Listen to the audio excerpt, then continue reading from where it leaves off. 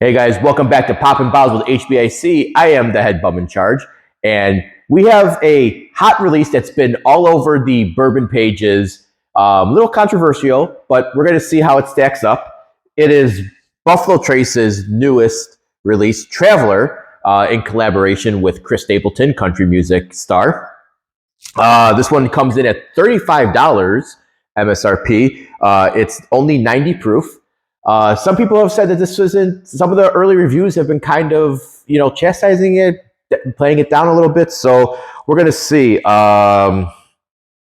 This is here's the notes in the back.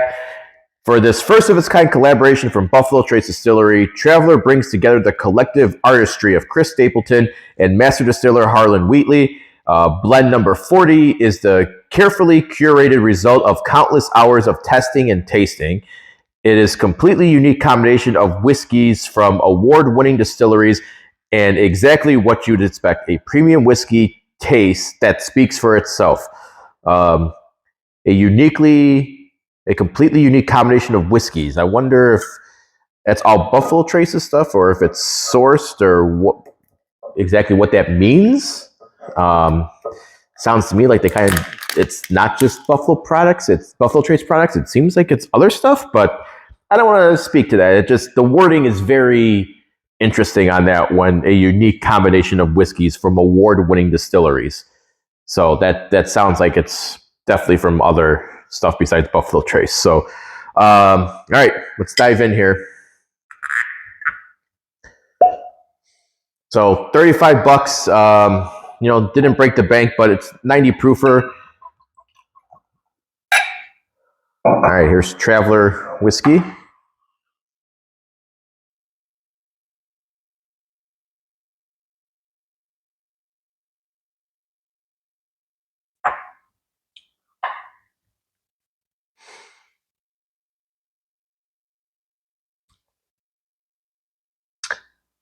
Nose was good on the palate. I don't love it. It's not blowing me away. It definitely drinks like a 90 proof, but it's got like a weird aftertaste that just kind of lingers on your tongue, and I can't really explain it.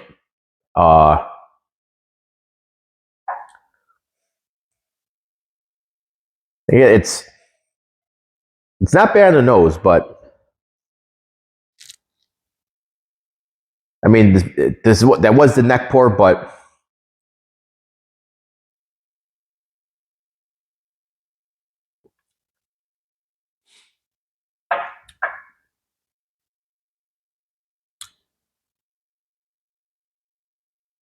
yeah, there's something with it. I'm definitely not a fan of that. I didn't look up any of the tasting notes before this, but I wanted to go in a little blind with it, just to get my initial reaction. I feel like if I read something, it might have manipulated my mind a little bit to taste something or look for it. But it's the finish is weird on it. This is maybe it'll be good in an old fashioned or in a mixed drink, but sipping neat for at a 90 proofer, it's and this is what I have the problems with when it comes to like celebrities. Like celebrities like with tequilas have been like kind of killing it. They're obviously people either love or hate Casamigos, George Clooney's. You got the Rocks brand.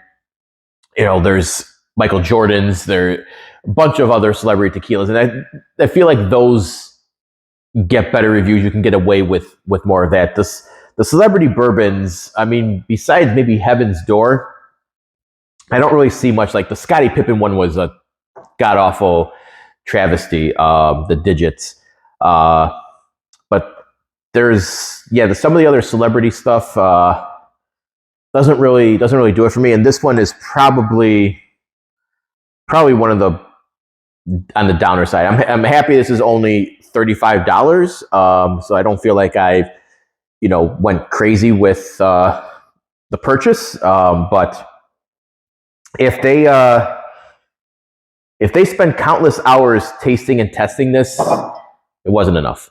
That's this is.